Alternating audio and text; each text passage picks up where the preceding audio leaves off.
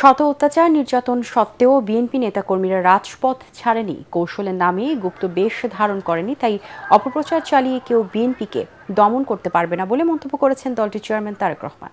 রাজধানীর চীন মৈত্রী সম্মেলন কেন্দ্রে ফ্যাসিবাদ বিরোধী আন্দোলনে গুম খুনের শিকার পরিবারের সদস্যদের সাথে মতবিনিময় অনুষ্ঠানে তিনি এই কথা বলেন।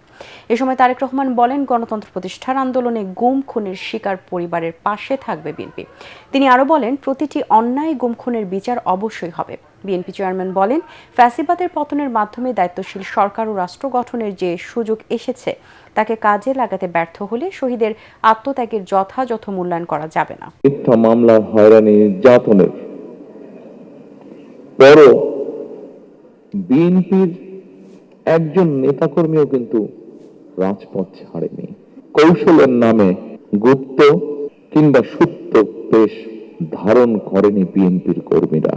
যে দলের নেতাকর্মীরা অন্যায়ের বিরুদ্ধে এ ধরনের আপোষহীন ভূমিকা রাখতে পারে, সেই দলের বিরুদ্ধে ষড়যন্ত্র কিংবা অপপ্রচার চালিয়ে কেউ এই দলকে দমন করে রাখতে পারবে না, ইনশাআল্লাহ।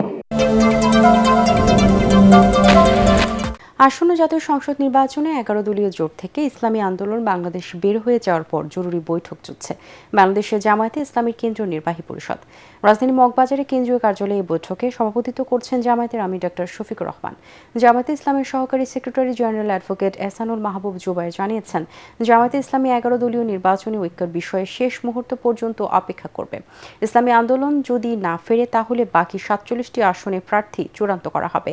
তিনি আরও বলেন, নির্বাহী পরিষদের বৈঠকে নির্বাচনী সফর চূড়ান্ত করা হবে। এছাড়া নির্বাচনী নীতি নির্ধারণী বিষয়ে আলোচনা হবে। শেষ খবর পাওয়া পর্যন্ত বৈঠকটি এখনো চলছে। 11 দল এখন 10 দল, ওনাদের জন্য তো আমরা আসন রেখেছি, আমরা চেয়ারও রেখেছিলাম, আসনও আমরা ঘোষণা দিয়েছিলাম যতটা আসন আছে। তো বাস্কতে একটা এখনো আছে, এখনো সময় আছে, সেই সময় এখনো শেষ হয়ে যায়নি। আগামী 22 তারিখ থেকে নির্বাচনী কার্যক্রম আনুষ্ঠানিকভাবে আরম্ভ হচ্ছে। 21 তারিখ প্রতীক বরাদ্দ হবে। এরপর থেকেই কেন্দ্রীয় নেতৃবৃন্দ দেশব্যাপী সফর করবেন।